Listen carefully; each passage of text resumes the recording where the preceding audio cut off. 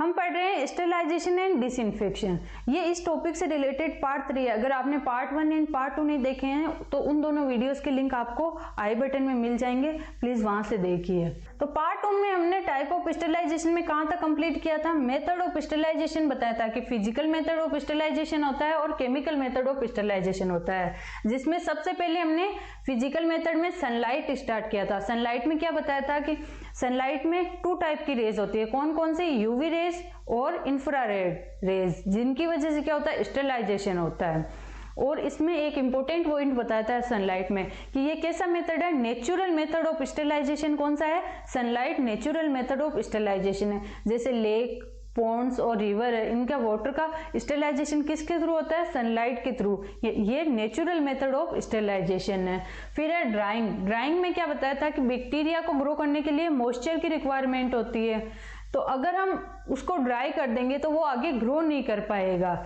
इसकी वजह से ड्राइंग भी एक स्टेरिलाइजेशन का मेथड है। फिर हमने हीट देखा, जिसमें नेचर में 2 टाइप की हीट होती है, मॉइस्ट हीट और ड्राई हीट। ड्राई हीट में अलग अलग मेथड थे, रेड हीट हो गई, flaming, incineration, hot air oven. Red heat में कोई भी इक्विपमेंट है, जैसे ये कौन इनोकुलेटिंग लूप हो गया, उसको स्टेरिलाइज करेंगे जब तक उसको बंसन बर्नर पर रखेंगे जब तक वो रेड हॉट ना हो जाए, स्टेरिलाइज करेंगे। फ्लेमिंग में जस्ट पास करना होता है, जैसे ये स्लाइड हो गई, उनको बंसन बर्नर से पास करेंगे तो वो स्टेरिलाइज हो जाएगी। फिर थर्ड क्या था? इंसिनरेशन। इंसिनरेशन में क्या था, जिस भी मटेरियल को हम स्टेरिलाइज करते हैं इसमें डायरेक्टली डिस्ट्रॉय होता है। जो मटेरियल हम इसके अंदर डालेंगे वो क्या होगा, एस में कन्वर्ट हो जाएगा डिस्ट्रॉय होके। फिर था hot air oven. Hot air oven important बताया था। इसमें कुछ पॉइंट थे अलग अलग, जैसे सबसे पहले हमने कुछ पॉइंट डिस्कस किए थे कि हॉट एयर ओवन ये बेस्ट मेथड है ड्राई हीट के थ्रू। फिर उसमें कुछ टेम्परेचर बताया था। इसका टेम्परेचर कितना बताया था? 160 डिग्री सेल्सियस टेम्परेचर बताया था। अगर 160 डिग्री सेल्सियस टेम्परेचर होगा तो टाइमिंग कितनी होगी? 120 मिनट टाइमिंग होगी। अगर टेम्परेचर हम बढ़ा देंगे तो टाइमिंग कम हो जाएगी। 170 डिग्री सेल्सियस टेम्परेचर कर दिया तो टाइमिंग कितनी हो जाएगी? 60 मिनट हो जाएगी। अगर हम टाइमिंग और कम करना चाहते हैं तो क्या करेंगे? टेम्परेचर और बढ़ा देंगे, 180 डिग्री सेल्सियस टेम्परेचर कर देंगे और 30 मिनट के लिए वो प्रोसेस होगा। फिर हमने मोस्ट हीट में कहां तक देख लिया? टेम्परेचर बिलो 100 डिग्री में pasteurisation, vaccine bath, water bath, inspissation और ये अल्टीएसएफ, ये सब हमने टेम्परेचर बिलो 100 डिग्री सेल्सियस में देखा था। और एट टेम्परेचर 100 डिग्री सेल्सियस में बॉइलिंग, टिंडलाइजेशन और स्टीम स्टेरिलाइजेशन, ये सब देख लिया था। अब आता है temperature above 100 degree Celsius. Temperature above 100 degree Celsius में सबसे इंपॉर्टेंट है ऑटोक्लेव। जैसे हॉट एयर ओवन पे आपको बताया था कि शॉर्ट नोट आ सकता है, और सेम उसी तरह ऑटोक्लेव पे भी आपको शॉर्ट नोट मिल सकता है, तो आपको अच्छे से इसको करना है। ऑटोक्लेव स्टीम अंडर प्रेशर भी बोलते हैं। क्या बोलते हैं? स्टीम अंडर प्रेशर से भी क्वेश्चन आएगा, तो आपको क्या लिखना है उसमें? ऑटोक्लेव का ये सारा प्रोसेस बताना है। अब ऑटोक्लेव किस प्रिंसिपल पर वर्क करता है? आपको 2 मार्क्स वाले क्वेश्चन में शॉर्ट नोट आते हैं, वेरी शॉर्ट नोट, ये आंसर, उनमें ये प्रिंसिपल ऑफ ऑटोक्लेव पूछ सकते हैं। The autoclave work on the principle of moist heat sterilization, where steam under pressure is used to sterilize the material present inside the chamber. ये autoclave किस principle पर work करेगा? Principle of moist heat sterilization. Moist heat sterilization के principle पर work करेगा, जिसमें steam under pressure use की जाएगी। स्टीम अंडर प्रेशर का क्या मतलब है कि हमें नॉर्मली पता है जो नॉर्मल एटमॉस्फेरिक प्रेशर कितना होता है? Normal atmospheric pressure 760 mm of अर्जी नॉर्मल एटमॉस्फेरिक प्रेशर होता है। अगर स्टीम अंडर प्रेशर मतलब जैसे नॉर्मली एटमॉस्फेरिक प्रेशर होगा, नॉर्मल एटमॉस्फेरिक प्रेशर कितना होता है? 760 mm ऑफ अर्जी नॉर्मल एटमॉस्फेरिक प्रेशर होता है। तो इस प्रेशर पर हम वाटर को बॉईल करेंगे तो वाटर कितनी डिग्री सेल्सियस टेम्परेचर पर बॉईल होगा? 100 डिग्री सेल्सियस टेम्परेचर पर बॉईल होगा। अगर हम प्रेशर को इंक्रीज कर देंगे, जिसकी वजह से क्या होगा, प्रेशर हम बढ़ा देंगे, उसकी वजह से बॉइलिंग पॉइंट भी वाटर का इंक्रीज हो जाएगा। सेम उसी प्रिंसिपल पर वर्क करता है ऑटोक्लेव। इसमें क्या होती है? मोस्ट हीट स्टेरिलाइजेशन यूज की जाती है। मोस्ट हीट यूज करेंगे, जिसमें क्या करेगा, हम स्टीम अंडर प्रेशर, प्रेशर जो स्टीम है उस पर प्रेशर बढ़ा देंगे, जिसकी वजह से क्या होगा, वाटर का बॉइलिंग पॉइंट इंक्रीज हो जाएगा। The high pressure increase the boiling point of water. High pressure की वजह से क्या होगा, वाटर का बॉइलिंग पॉइंट इंक्रीज हो जाएगा। तो अब 100 डिग्री सेल्सियस पे स्टीम नहीं बनेगी, अब कितने डिग्री सेल्सियस पे, 100 डिग्री सेल्सियस से अबोव टेम्परेचर होगा तभी वाटर बॉईल होगा। And this help achieve a higher temperature for sterilization. इस तरह से स्टरलाइजेशन के लिए हायर टेम्परेचर अचीव हो जाता है। Water usually boils at 100 degree Celsius under normal atmospheric pressure. Normally 100 degree Celsius पे वाटर बॉईल होता है, जैसे 760 mm ऑफ अर्जी नॉर्मल एटमॉस्फेरिक प्रेशर होगा तो वाटर बॉईल हो जाएगा 100 डिग्री सेल्सियस पर। However, the boiling point of water increase if the pressure is to be increased. हम प्रेशर बढ़ा देंगे तो बॉइलिंग पॉइंट भी इंक्रीज हो जाएगा। Similarly the higher pressure also facilitate the rapid penetration of heat into the deeper part of the materials. एक तो क्या होगा, प्रेशर की वजह से बॉइलिंग पॉइंट इंक्रीज हो जाएगा वाटर का, और इसकी पेनिट्रेशन, स्टीम की पेनिट्रेशन पावर इंक्रीज हो जाएगी। ये जो भी मटेरियल हम स्टरलाइज कर रहे हैं उसके अंदर अच्छे से पेनिट्रेट करके उसको स्टरलाइज करेगा into the deeper part of the material, and moisture present in the steam cause the coagulation of protein causing an irreversible loss of function and activity of microbes. Part 2 में हमने mechanism of action पढ़ी थी, heat की mechanism of action पढ़ी थी, जिसमें dry heat की mechanism of action बताई थी और मॉइस्ट हीट की मैकेनिज्म ऑफ एक्शन बताई थी।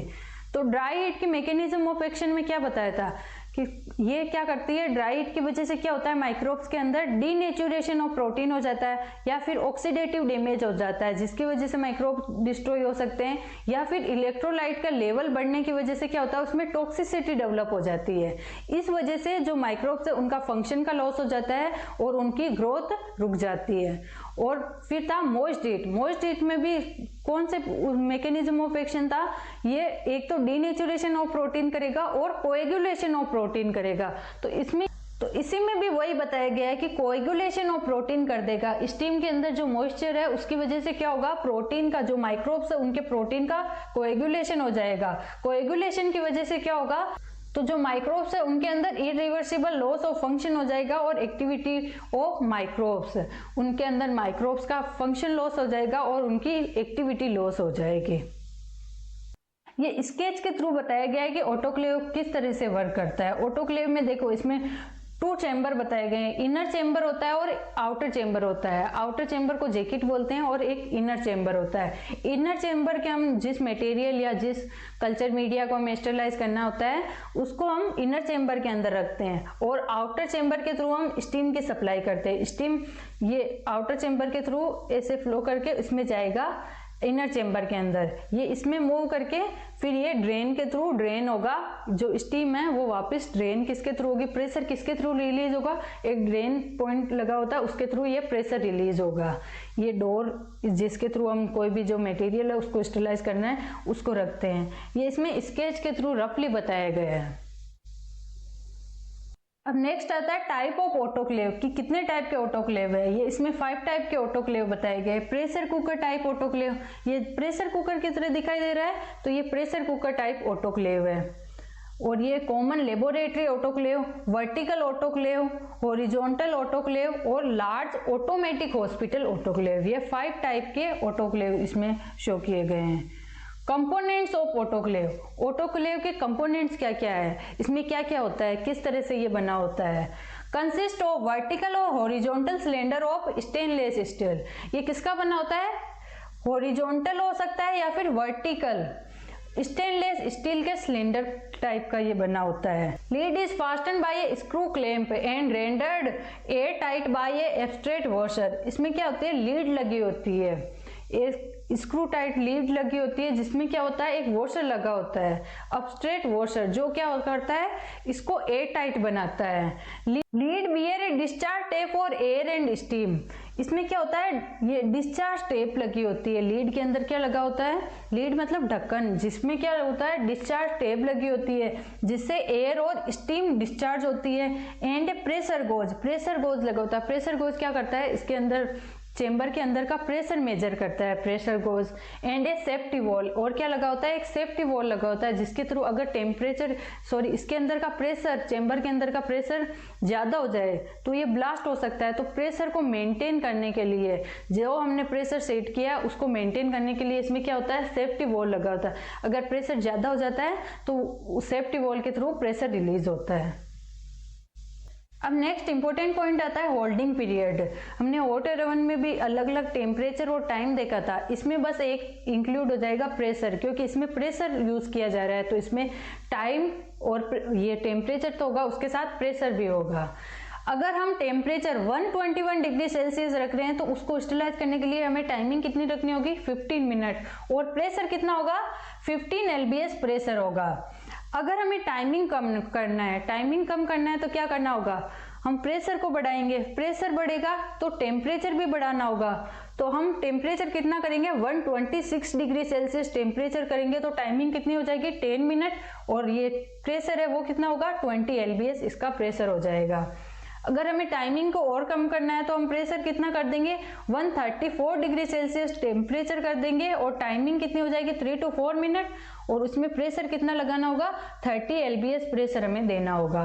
तो ये होल्डिंग टेम्परेचर और होल्डिंग टाइम है, ये आपको मल्टीपल चॉइस क्वेश्चन में आ सकता है। अगर होल्डिंग टेम्परेचर 120 डिग्री सेल्सियस है ये इसका ऑटोक्लेव का, तो इसकी टाइमिंग बताइए, इसका प्रेशर बताइए, इस तरह से आ सकता है। प्रेशर दिया हो तो आपको टाइमिंग और टेम्परेचर बताना हो सकता है, तो ये मल्टीपल चॉइस क्वेश्चन में अलग से भी आ सकता है।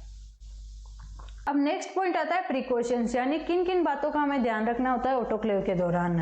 All the air must be remove from the autoclave.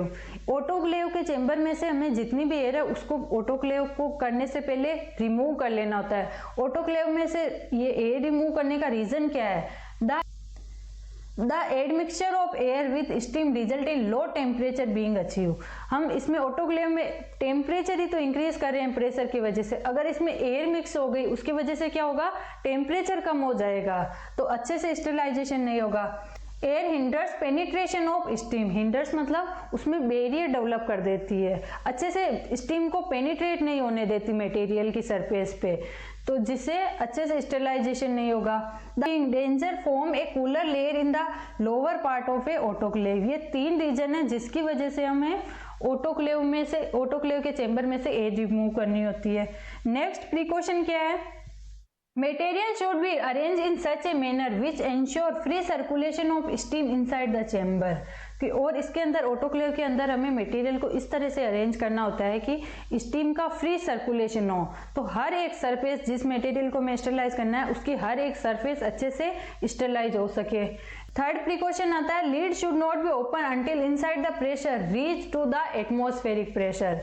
हमें ऑटोक्लेव की जो लीड है उसको कब ओपन करना है, तो चेंबर का ये प्रेशर और एटमॉस्फेरिक प्रेशर जब इक्वल हो जाए तब हमें लीड को ओपन करना होता है। सेम हम प्रेशर कुकर में भी जब उसका प्रेशर कुकर का प्रेशर है वो एटमॉस्फेरिक प्रेशर पे हो जाता है तब ओपन करते हैं, तो इसमें भी जैसे ये ऑटोक्लेव, तो इसमें भी हम ऑटोक्लेव होने के जस्ट बाद लीड को ओपन नहीं करेंगे, उसके अंदर का प्रेशर रिलीज होने देंगे। प्रेशर ज्यादा है एटमॉस्फेरिक प्रेशर से चेंबर का, तो उसको प्रेशर को रिलीज होने देंगे, उसके बाद हम लीड को ओपन करेंगे। अब यूजेज, ऑटोक्लेव का क्या क्या यूज है, तो sterilise culture media, culture media को स्टेरिलाइज करने के लिए हम ऑटोक्लेव करते हैं। रबर मटेरियल को स्टेरिलाइज करने के लिए गाउन्स, ड्रेसिंग, ग्लव्स और इंस्ट्रूमेंट, इन सब को स्टेरिलाइज करने के लिए हम ऑटोक्लेव का यूज करते हैं। ये rubber materials hot air oven से स्टेरिलाइज नहीं हो सकते, हमने देखा था उसमें प्रिकॉशंस में कि इसके थ्रू रबर मटेरियल्स है उसको स्टेरिलाइज नहीं कर सकते हैं क्योंकि हॉट एयर ओवन में ये डिस्ट्रॉय हो जाते हैं, लेकिन इसमें मॉइस्चर होता है तो रबर मटेरियल अच्छे से स्टेरिलाइज हो जाते हैं। For all materials that are water containing, permeable और withstand and not liable to the damage by the process, और ऐसे मटेरियल को स्टेरिलाइज करते हैं जो मॉइस्चर से डैमेज ना हो, उनको स्टेरिलाइज भी हम ऑटोक्लेव के थ्रू करते हैं। For materials which can not withstand the higher temperature of hot air oven, और उन मटेरियल को स्टेरिलाइज करते हैं जो हॉट एयर ओवन के टेम्परेचर को विथस्टैंड नहीं कर पाते, यानी हॉट एयर ओवन का टेम्परेचर ज्यादा होता है इसके कंपेरेटिवली ऑटोक्लेव के, तो अगर उस टेम्परेचर को ये विथस्टैंड ना करने वाले मटेरियल को हम स्टेरिलाइज किसके थ्रू करेंगे, ऑटोक्लेव के थ्रू हम उन मटेरियल को स्टेरिलाइज करते हैं। अब आता है स्टेरिलाइजेशन कंट्रोल्स। हमने हॉट एयर ओवन में भी स्टेरिलाइजेशन कंट्रोल्स पढ़े थे। स्टेरिलाइजेशन कंट्रोल्स क्या होते हैं, ये बताते हैं कि स्टेरिलाइजेशन हो गया है या नहीं, ये इंडिकेट करने वाले हैं स्टेरिलाइजेशन कंट्रोलर्स। तो उसमें हमने हॉट एयर ओवन में क्या क्या स्टेरिलाइजेशन कंट्रोलर्स पे देखे थे, थर्मोकपल्स देखे थे, और क्या थे, ब्राउन्स ट्यूब देखी थी। ब्राउन्स ट्यूब में क्या बताया था कि इसमें रेड मटेरियल्स होता है, रेड कोई भी मटेरियल होता है वो क्या होता है, जैसे स्टेरिलाइजेशन हो गया तो वो ग्रीन में कन्वर्ट हो जाता है, जैसे उसे टेम्परेचर मिलता है तो रेड से ग्रीन में कन्वर्ट हो जाता है ब्राउन्स ट्यूब में। और थर्मोकपल्स क्या होते हैं, ये इक्विपमेंट होते हैं जो टेम्परेचर को मेजर करते हैं। और उसमें स्पोर किसके थे स्टेरिलाइजेशन कंट्रोलर के रूप में, स्पोर थे, उसमें स्पोर आपको मेनली लर्न करने होते हैं। बेसिलस सबटिलिस सब स्पीसीज के स्पोर थे किसके अंदर, हॉट एयर ओवन के अंदर। अब इसमें क्या है, ये स्टेरिलाइजेशन कंट्रोलर्स, थर्मोकपल सेम उसकी तरह। बैक्टीरियल स्पोर, इसमें आपको बैक्टीरियल स्पोर कौन से लेने हैं, बेसिलस स्टीनोथर्मोफिलस के बैक्टीरियल स्पोर लेने हैं। ब्राउन्स ट्यूब सेम, और इसमें एक और इंक्लूड किया है ऑटोक्लेव टेप्स, कुछ ऑटोक्लेव टेप्स होती है, वो है स्टेरिलाइजेशन कंट्रोलर। ये 4 टाइप के स्टेरिलाइजेशन कंट्रोलर है। उसमें स्पोर, ये आप स्पोर वाला तो मेनली आपको याद ही रखना है। उसमें थे बेसिलस सबटिलिस सब स्पीसीज के स्पोर हॉट एयर ओवन में, और इसमें किसके स्पोर है, बेसिलस स्टीनोथर्मोफिलस के स्पोर है। तो हमने फिजिकल मेथड ऑफ स्टेरिलाइजेशन में सनलाइट, ड्राइंग, हीट में भी ड्राई हीट और मॉइस्ट हीट, ये सब हमने कंप्लीट कर लिया है। अब हम नेक्स्ट देखते हैं फिल्ट्रेशन। फिल्ट्रेशन के बाद हम देखेंगे radiation, non ionizing radiation and ionizing radiations.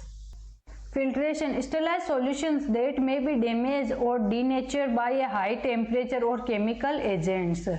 ये फिल्ट्रेशन हम उन सॉल्यूशन को स्टेरिलाइज करने के लिए यूज करते हैं जो टेम्परेचर और केमिकल एजेंट की वजह से डीनेचुरेशन हो सकता है उनका, और वो डिस्ट्रॉय हो सकते हैं, तो उनको स्टेरिलाइज करने के लिए हम फिल्ट्रेशन का यूज करते हैं। इसमें ना किसी प्रकार का केमिकल यूज होगा, ना ही कोई हीट यूज होगी। Used for the sterilization of heat labile materials, ये इंपॉर्टेंट है कि हीट लेबाइल मतलब हीट सेंसिटिव जो मटेरियल सॉल्यूशन, मेनली सॉल्यूशन को स्टेरिलाइज किया जाता है फिल्ट्रेशन के थ्रू।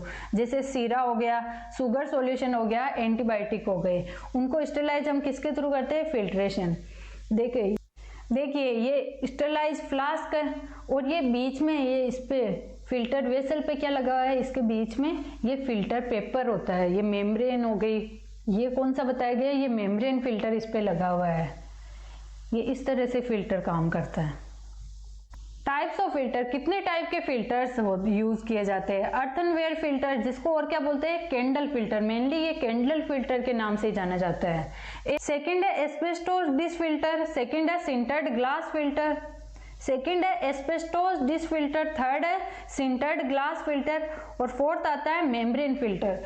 हमें मेनली मेम्ब्रेन फिल्टर ही पढ़ना है, ये इंपॉर्टेंट है। मेनली यूज कौन सा होता है, membrane filter, syringe filter, air filter, इन सब में से हम सिर्फ मेम्ब्रेन फिल्टर को ही पढ़ेंगे। Membrane filter made up of various polymeric materials such as cellulose nitrate, cellulose dicitrate, polycarbonate and polyester।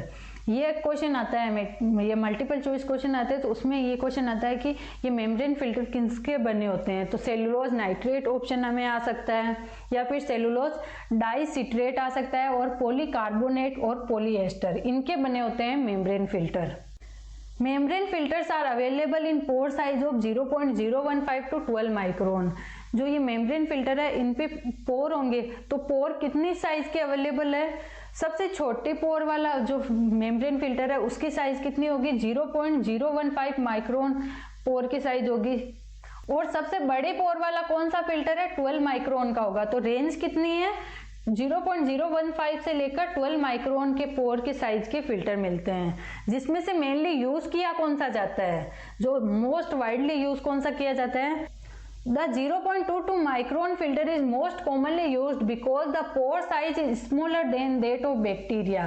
तो मेनली यूज कौन सा किया जाता है, normally 0.22 micron filter, pore size वाला माइक्रोन फिल्टर यूज किया जाता है। इस 0.22 माइक्रोन फिल्टर यूज करने का रीजन क्या है, इसका ये रीजन है कि जो स्मॉलेस्ट बैक्टीरिया है, हमें पता है कि स्मॉलेस्ट बैक्टीरिया की साइज कितनी होती है, 0.2 से लेकर 0.3 माइक्रोन होती है। तो जो स्मॉलेस्ट बैक्टीरिया है वो भी इसके थ्रू फिल्टर हो जाता है। ये 0.015 वाला है फिल्टर है, ये ज्यादा छोटा हो गया इसके पोर की साइज, और 12 माइक्रोन है, इसके पोर की साइज ज्यादा बड़ी है, तो अप्रोप्रिएट कौन सा है 0.22 माइक्रोन। इससे क्या होता है, फिल्टर कौन से जो स्मॉलेस्ट बैक्टीरिया है वो भी इसके थ्रू फिल्टर हो जाते हैं। अब फिल्टर का यूज किन किन चीजों को स्टेरलाइज करने के लिए यूज किया जाता है। These are routinely used in water analysis, water analysis करते हैं उसमें यूज किया जाता है। Bacterial count of water, bacteria का काउंट करना है वो वाटर के अंदर, तो उसके लिए स्टेरिलिटी टेस्टिंग में यूज किया जाता है। Preparation of solution for the parental use, जो प्रिपरेशन हमें पेरेंटल रूट से एडमिनिस्टर की जाती है, जैसे एनएस हो गया, आरएल हो गया, डीएनएस, इनका प्रिपरेशन के दौरान भी हम मेम्ब्रेन फिल्टर यूज करते हैं। मेम्ब्रेन फिल्टर इस तरह के दिखाई देते हैं। देखिए इसमें क्या बताया गया है, अनट्रीटेड वाटर, हम अनट्रीटेड वाटर को इस फिल्टर पेपर पे पोर करेंगे तो क्या होगा, ये बैक्टीरिया कितने सारे इस पे आ रहे हैं। अब ट्रीटेड वाटर है, इसको पोर कर रहे हैं तो कुछ बैक्टीरिया आ रहे हैं। अब बोतल वाटर, जो बोतल स्टेराइल वाटर आता है बोतल के अंदर, तो उसको पोर करेंगे तो इस पे देखो बैक्टीरिया नहीं आ रहे हैं। तो ये इस तरह से फिल्टर पेपर यूज किया जाता है वाटर की स्टेरिलिटी टेस्ट करने के लिए, उसको वाटर को चेक करने के लिए। अब next physical method of sterilization में लास्ट आता है radiation. Radiation, two type of radiations are used for sterilization, non ionizing radiation and ionizing radiation. Radiation किस तरह, दो टाइप की हो सकती है, कौन कौन सी, नॉन आयोनाइजिंग रेडिएशन हो सकती है और आयोनाइजिंग रेडिएशन हो गई। नॉन, टू टाइप की रेडिएशन कौन कौन से, ionizing radiation and non ionizing radiation. अब देखते हैं नॉन आयोनाइजिंग रेडिएशन कौन सी है। These include infrared, non ionizing में कौन कौन सी इंक्लूड होगी, infrared and UV rays include होगी, जो क्या करती है, स्टेरिलाइजेशन करती है। Infrared is used for rapid mass sterilization of syringe and catheters. Infrared किसके लिए यूज की जाती है, कोई भी रैपिड मास स्टेरिलाइजेशन करना होगा, हमें ज्यादा लार्ज क्वांटिटी में स्टेरिलाइजेशन करना हो तो उनके लिए हम इंफ्रारेड यूज करते हैं। किनके लिए, सिरिंज एंड कैथेटर्स को स्टेरिलाइज करने के लिए हम इंफ्रारेड का यूज करते हैं। UV radiation with wavelength of 240 to 280 nanometre has marked bactericidal activity. अगर कौन सी UV rays bactericidal activity show करती है, 240 से लेकर 280 नैनोमीटर की वेवलेंथ में जो होती है यूवी रेज, वो बैक्टीरियोसाइडल एक्टिविटी शो करती है। It act by denaturation of bacterial protein and interference with DNA replication। ये जो नॉन आयोनाइजिंग रेडिएशन है वो क्या करती है, बैक्टीरिया के प्रोटीन का डीनेचुरेशन कर देती है। मैकेनिज्म ऑफ एक्शन देख लीजिए इसका रेडिएशन का क्या है, डीनेचुरेशन ऑफ बैक्टीरियल प्रोटीन कर देती है और इंटरफेयर विथ डीएनए रेप्लिकेशन, और क्या करती है, इसके जो भी बैक्टीरिया उसके डीएनए रेप्लिकेशन के साथ इंटरफेयर करती है। प्रोड्यूस थायमिन डाइमर, जिसकी वजह से क्या होता है, इंटरफेरेंस विथ डीएनए रेप्लिकेशन हो जाता है। तो मैकेनिज्म ऑफ एक्शन क्या है, नॉन आयोनाइजिंग रेडिएशन का मैकेनिज्म ऑफ एक्शन क्या है, एक तो प्रोटीन डीनेचुरेशन करती है और इंटरफेयर करती है, इंटरफेरेंस विथ डीएनए रेप्लिकेशन। ये मैकेनिज्म ऑफ एक्शन है नॉन आयोनाइजिंग रेडिएशन का। They can penetrate only few mm of into liquid and not at all into solid. ये क्या करती है, लिक्विड है उनमें कुछ mm तक ही पेनिट्रेट कर सकती है और उनको स्टेरिलाइज कर सकती है, और सॉलिड में तो ये बिल्कुल भी पेनिट्रेट नहीं करती है। आयोनाइजिंग रेडिएशन देखेंगे तो उनकी पेनिट्रेशन पावर ज्यादा होती है। हम इसके बाद आयोनाइजिंग रेडिएशन देखेंगे तो उनकी पेनिट्रेशन पावर ज्यादा होगी, तो यानी उसकी स्टेरिलाइजेशन करने की कैपेसिटी भी ज्यादा होगी। तो जो लेकिन नॉन आयोनाइजिंग रेडिएशन है इनकी पेनिट्रेशन पावर कम होती है। UV radiation is used to disinfecting enclosed areas such as bacteriological laboratories or inoculation hoods, laminar flow and operation theater। इन सब को स्टेरिलाइज करने के लिए हम UV रेडिएशन का यूज करते हैं। इंफ्रारेड का यूज कब करते हैं, जब भी हमें मास स्टेरिलाइजेशन करना हो, सिरिंज हो गई, कैथेटर हो गए, उनका मास स्टेरिलाइजेशन यानी लार्ज क्वांटिटी में स्टेरिलाइज करना हो तो इंफ्रारेड का यूज करेंगे। और कोई भी क्लोज एनक्लोज्ड एरिया है उनको स्टेरिलाइज करने के लिए हम यूवी रेज का यूज करते हैं। Most vegetative bacteria are susceptible but spores are highly resistant। Non ionizing radiation की वजह से वेजिटेटिव फॉर्म तो डिस्ट्रॉय हो जाती है लेकिन स्पोर फॉर्म डिस्ट्रॉय नहीं हो पाते क्योंकि वो हाईली रेजिस्टेंट होते हैं। Susceptibility of viruses is variable. इसके थ्रू कुछ वायरस तो डिस्ट्रॉय हो जाते हैं लेकिन कुछ वायरस रह जाते हैं। Source of UV radiation must be shielded otherwise cause damage to skin and eyes. जो यूवी रेडिएशन प्रोड्यूस करने के लिए जो सोर्स होता है उसको हमें बंद करके रखना होता है, नहीं तो उसकी वजह से क्या होगा, अगर हम उसको ऐसे ओपन रखेंगे तो स्किन और आई डैमेज कर सकता है वो। नेक्स्ट आता है आयोनाइजिंग रेडिएशंस। इसमें क्या क्या इंक्लूड है, उसमें जैसे नॉन आयोनाइजिंग में यूवी रेज और इंफ्रारेड थे, तो इसमें क्या क्या इंक्लूड है, X rays, gamma rays and cosmic rays include है। Process high penetrative power and highly lethal to all cell include bacteria. इसमें क्या है, इसकी पेनिट्रेशन पावर ज्यादा होती है। नॉन आयोनाइजिंग की पेनिट्रेशन पावर कम थी, लेकिन इसकी पेनिट्रेशन पावर ज्यादा होती है। Highly lethal to all cell include bacteria, ये जो भी जितने भी बैक्टीरिया उनके लिए बहुत ज्यादा घातक होती है। They damage DNA by various mechanism. ये क्या करती है, इसका मैकेनिज्म ऑफ एक्शन क्या है, ये डीएनए का डैमेज करती है। Gamma radiation are used for the sterilization of disposable items such as plastic syringe, swab, culture plate, cannula, catheters, etc. ये मल्टीपल चॉइस में क्वेश्चन आया हुआ है कि जो डिस्पोजेबल आइटम है उनको स्टेलाइज, जैसे डिस्पोजेबल सिरिंज हो गई, उनको स्टेलाइज करने के लिए हम किसका यूज करेंगे, तो आंसर क्या होगा, गामा रेडिएशन का यूज करते हैं जो भी डिस्पोजेबल आइटम है उनको स्टेलाइज करने के लिए। Since there is no applicable increase in the temperature in this method, it is known as cold sterilization. इसमें किसी तरह का टेम्परेचर यूज नहीं हो रहा है, तो इसे और क्या बोलते हैं, कोल्ड स्टेरिलाइजेशन। ये ध्यान रखना, कोल्ड स्टेरिलाइजेशन बोलते हैं इसे। Large commercial plant use gamma radiation emitted from A radio active element usually cobalt 60। तो गामा रेडिएशन हमें किस सोर्स से मिलती है, कोबाल्ट 60 से हमें गामा रेडिएशन मिलती है। The advantage of this method include speed, high penetration power. It can sterilize material throughout package and wrappings.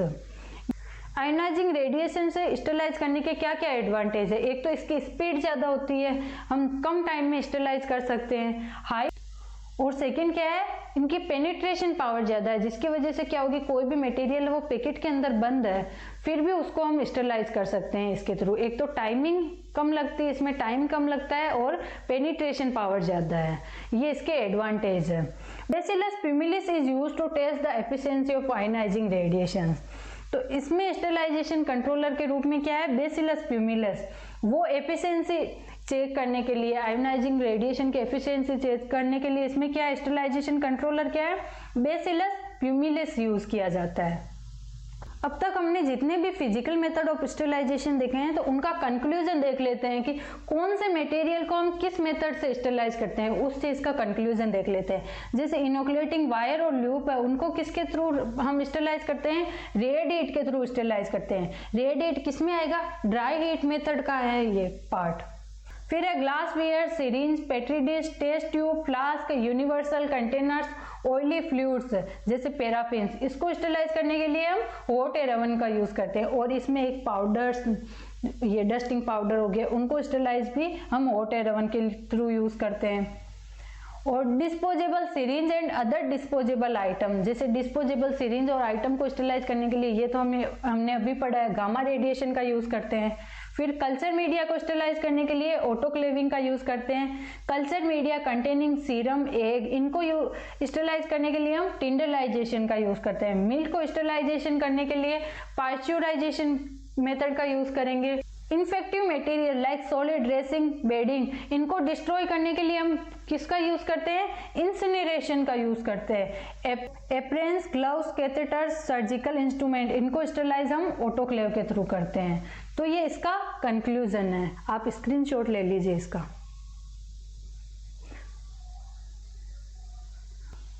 Mostly आपको मल्टीपल चॉइस क्वेश्चन इस टेबल में से मिल जाएंगे।